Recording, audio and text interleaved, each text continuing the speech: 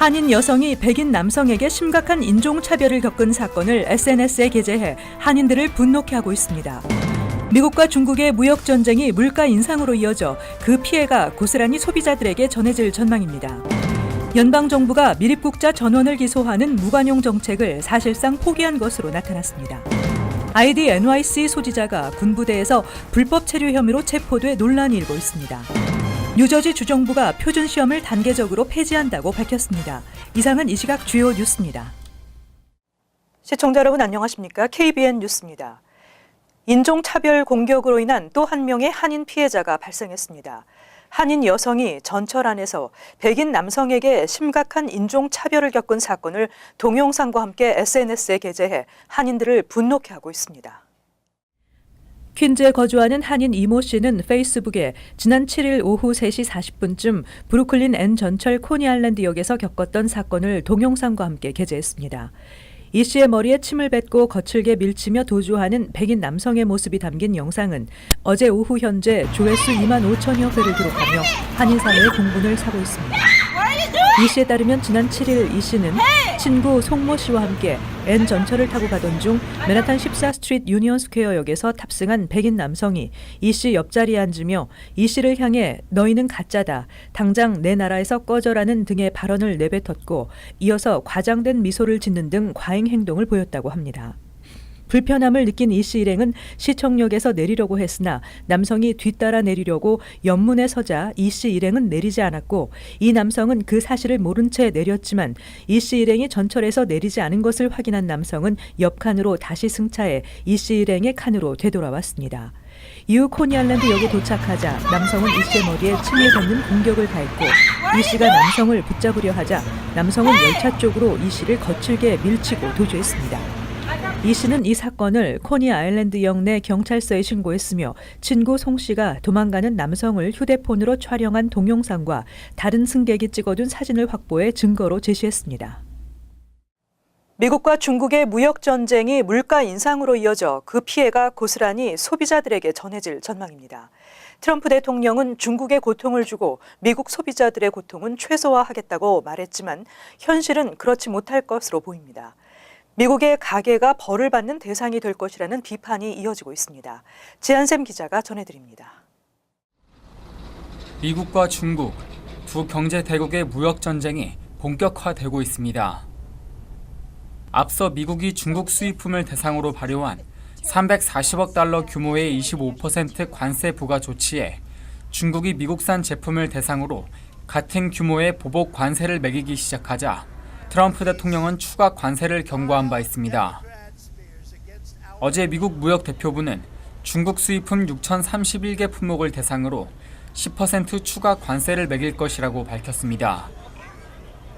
2천억 달러 규모에 달하는 추가 관세는 중국 첨단 기술 제품과 석탄, 철강, 식료품, 뷰티 상품 등 광범위한 영역의 수입품이 포함돼 있고 세부 내용을 조정 후 9월부터 시행에 들어갈 예정입니다. 트럼프 대통령은 중국이 이번 추가 관세 부과에 재보복 조치를 취할 경우 모든 중국 수입품을 대상으로 5천억 달러 규모의 추가 관세를 부과하겠다고 으름장을 놓은 상태입니다.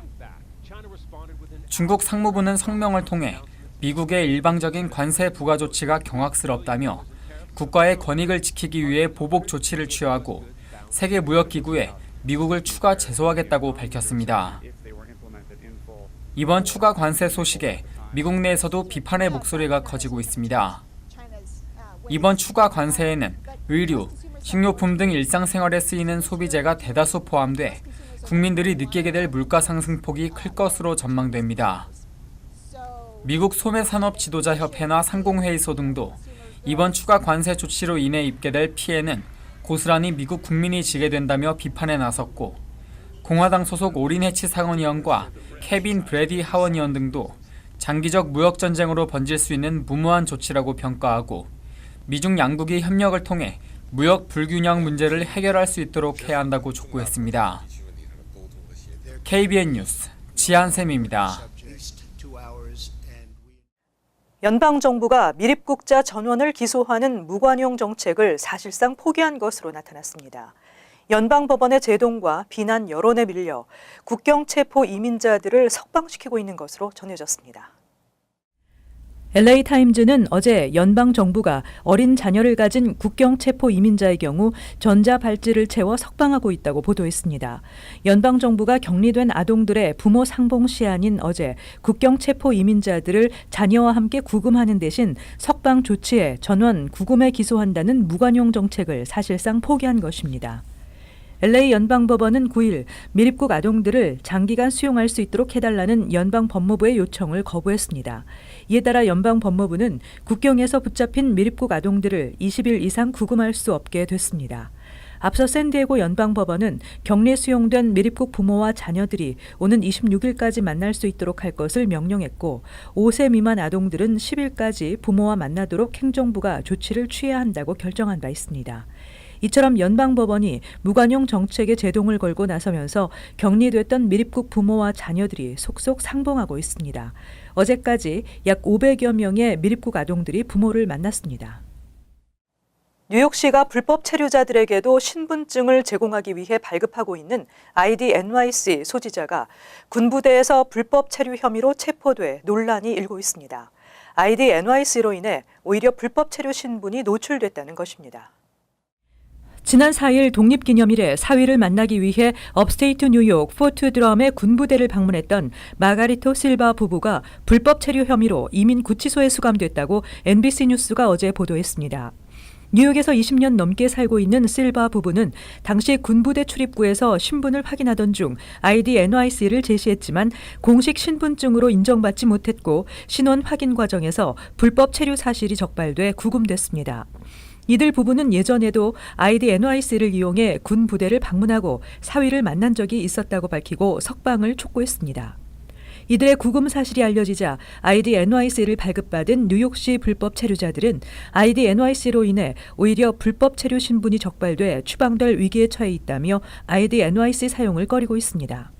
뉴욕시는 불법 체류자들에게도 신분증을 제공하기 위해 지난 2015년부터 이민 신분에 상관없이 사용할 수 있는 ID NYC를 발급해오고 있으며 올해 상반기까지 약 5만 명이 ID NYC를 신청했습니다.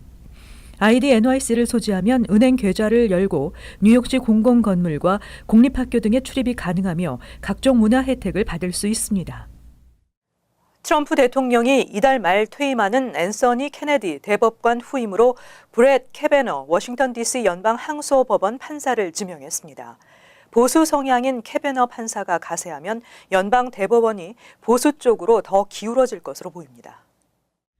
새 대법관 후보로 지명된 캐베너 판사는 예일대 로스쿨을 졸업하고 조지 W. 부시 대통령 시절 백악관에서 근무했으며 판사로 임명됐습니다. 캐베너 판사는 케네디 대법관보다 더 보수적인 판사라는 게 중론입니다. 현재 연방 대법원은 보수 5명, 진보 4명으로 구성돼 있지만 동성 결혼을 비롯해 성전환자 화장실 사용 권한 등 큰 이슈에서 케네디 대법관이 진보 쪽의 손을 더 많이 들어줬다는 평가를 받고 있습니다. 워싱턴 DC 출신의 캐베너 판사는 지명 소감에서 보수 성향답게 개인 성향보다 헌법에 명시된 대로 판결하는 게 중요하다고 강조했습니다. 한편 캐베너 판사는 1994년에 빌 클린턴 전 대통령 탄핵을 주도했던 케네스 스타 특검팀에서도 활약한 바 있습니다. 백악관 고문 빈센트 포스터 사망 사건을 비롯해 화이트워터, 모니카 르윈스키 스캔들 등 정치사의 나물 사건들을 다수 다뤘습니다. 보수 진영 일각에서는 그가 2011년에 오바마 케어에 유리한 판결을 내렸고 이후 불법 체류자에게 유리한 판결을 내렸던 점을 약점으로 꼽고 있습니다. 그러나 현재 상원이 공화 51대 민주 49로 공화당이 앞서 있어 그의 인주는 기정사실로 받아들여지고 있습니다. 올해 뉴욕시 교통사고 사망자 수가 교통사고 통계를 집계한 100여 년 만에 최저를 기록했습니다. 올 상반기 교통사고 사망자는 오토바이 사고 사망자를 제외하고는 모두 감소했습니다. 2018년도 상반기 비전 제로 보고서에 따르면 뉴욕시에서 발생한 교통사고 사망자 수는 총 81명으로 전년도 95명에 비해 17% 줄었다고 빌 드블라지오 뉴욕시장이 발표했습니다. 뉴욕시가 교통사고 통계를 기록하기 시작한 1910년 이후 최저를 기록한 것으로 지난해에 이어 2년 연속 100명 이하의 사망자를 기록했습니다. 올 상반기 자전거 사망자의 경우 지난해 상반기 10명에서 올해 7명으로 줄었고 교통사고 사망자도 지난해 상반기 27명에서 올해 같은 기간 15명으로 12명 감소했습니다. 보행자 사망자는 같은 47명을 나타냈고 오토바이 사고 사망자만 지난해 상반기보다 1명 늘어난 12명으로 집계됐습니다. 보로별로는 맨하탄이 21건에서 9건으로 57% 감소했으며 브롱스도 22건에서 13건으로 줄었습니다. 드블라지오 뉴욕시장은 최근 뉴욕주 의회가 연장안을 거부해 무산된 공립학교 주변 과속 감시 카메라 설치 운영 방안도 계속해서 강력히 요구하겠다며 교통사고 사망자 수를 줄이기 위해 계속 노력해 나갈 것이라고 밝혔습니다. 뉴저지 주정부가 학생들에게 부담이 커 많은 논란이 되어왔던 뉴저지주 표준시험 폐지 계획을 밝혔습니다. 새 학기부터 단계적으로 시험 규정을 완화한 뒤 새 시험 제도를 마련해 대체한다는 계획입니다. 필 머피 뉴저지 주지사는 어제 기자회견에서 현행 표준시험 폐지 계획을 밝혔습니다. 머피 주지사는 올 9월 시작되는 2018-2019 학년도부터 단계적으로 표준시험 규정을 완화한 뒤 새로운 시험 제도를 마련해 대체할 계획이라고 말했습니다. 머피 주지사의 발표에 따르면 우선 2020년 고교 졸업생에 한해 표준시험 외에도 SAT와 ACT 점수도 졸업 요건 자격으로 대체할 수 있도록 한 현행 규정을 계속해서 연장하기로 해 당초 2021년 졸업생부터는 표준시험을 통과해야만 졸업할 수 있도록 한 규정은 사실상 없어지게 됐습니다. 머피 주지사는 이와 함께 학생들의 부담을 줄인다는 계획으로 새 학년도부터 3학년에서 11학년의 시험 시간을 모두 6시간으로 단축하고 모든 학년의 시험 기간을 25% 정도 줄이기로 했습니다. 또 9학년에서 11학년을 대상으로 실시되는 대학 수학과 영어 시험 등을 없애고 표준시험 결과에 따른 교사 평가에 대한 비중도 낮춘다는 계획입니다. 머피 주지사의 교육 개선 정책들은 주 교육국의 승인을 받아야 시행에 들어갈 수 있습니다.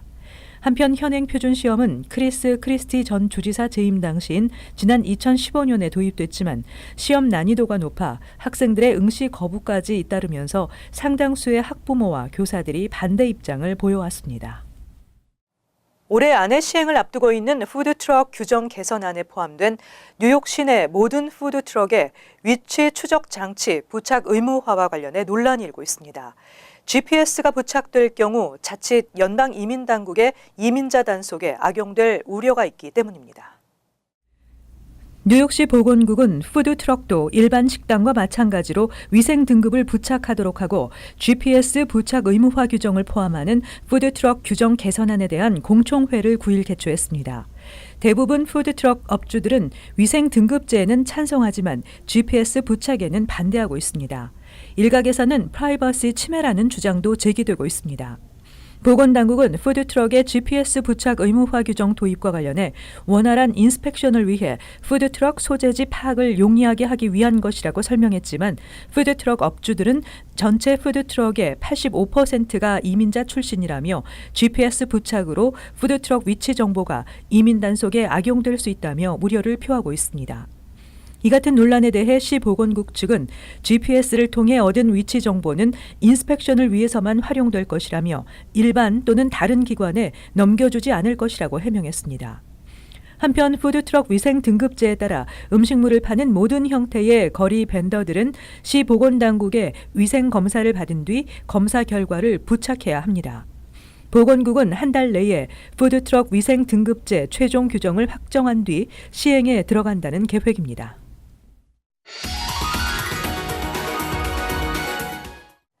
이어서 LA 지역 한인사회 소식입니다. LA 지역의 기록적인 폭염에 따른 대규모 정전 사태로 이곳저곳에서 피해가 속출하고 있지만 이에 대한 피해 보상을 받기는 사실상 불가능하다는 지적입니다. LADWP는 전력 관리 소홀이 아닌 오로지 더위 탓으로 인한 정전이었다며 배상 책임이 없다는 입장을 보이고 있습니다. 김재은 기자가 전해드립니다. LA 지역의 기록적인 폭염에 따른 대규모 정전 사태가 발생하는 등 피해가 속출한 가운데 전력 수급 차질에 따른 피해 보상은 사실상 불가능한 것으로 알려져 논란이 되고 있습니다. 당국이 이번 정전 사태가 관리 소홀이 아닌 자연재해로 인한 사고라면서 배상 책임이 없다는 입장을 고수하고 있기 때문입니다.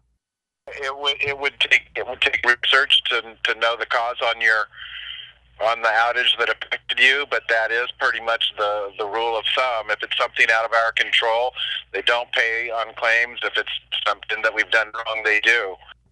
즉 부득이한 사유로 전기 공급이 중단될 경우 주민들은 경제적 손실이 발생한다 해도 이를 감수해야 한다는 것입니다.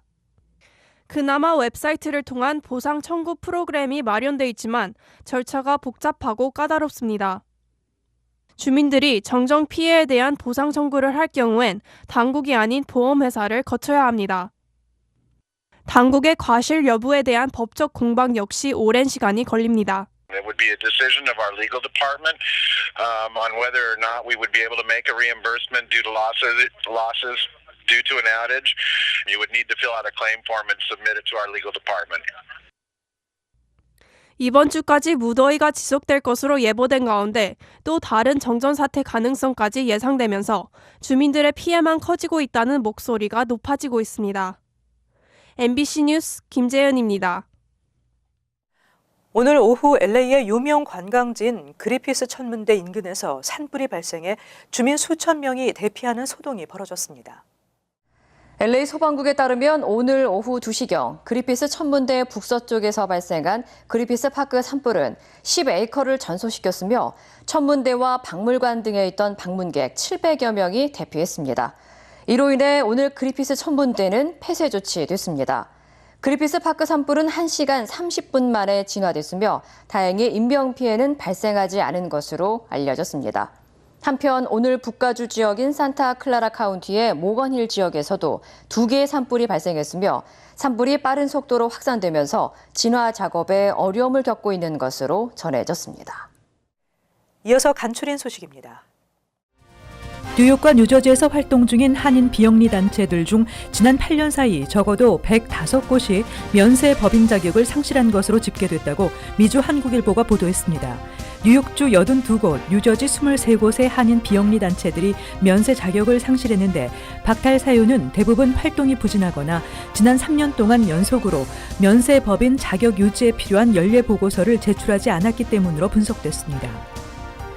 테네시주 멀로 카운티 스위트 워터 지역의 한 주택에 주차된 차 안에서 3살 남자아이가 숨졌다고 ABC 방송이 어제 보도했습니다. 아이를 돌보고 있던 할머니는 아이가 없어진 사실을 알고 찾아보니 차 안에서 숨진 채 발견됐다고 말했습니다.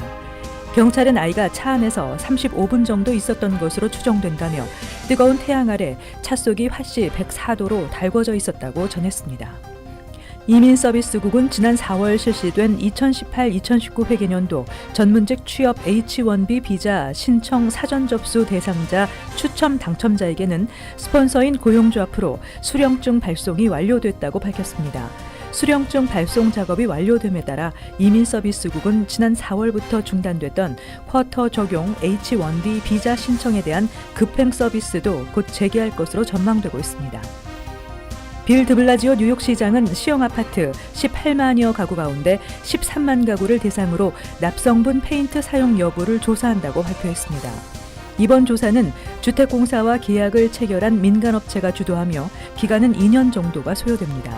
최근 시형 아파트에 거주하는 6세 미만 어린이 중 혈중 허용 기준치 이상의 납성분이 검출된 어린이는 800여 명에 달하는 것으로 보도된 바 있습니다. 계속해서 환율과 증권 소식입니다.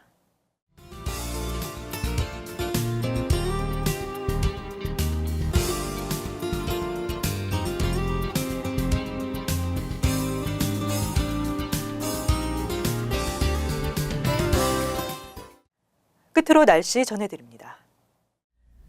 목요일 대체로 맑겠으나 가끔 흐리겠습니다. 낮 최고 기온은 83도, 섭씨 영상 28도, 밤 최저 기온은 67도, 섭씨 영상 19도. 금요일 대체로 맑겠습니다. 토요일 습도가 다소 올라가며 곳에 따라 흐리겠습니다. 이상으로 KBN 뉴스를 마칩니다. 시청해주신 여러분 고맙습니다.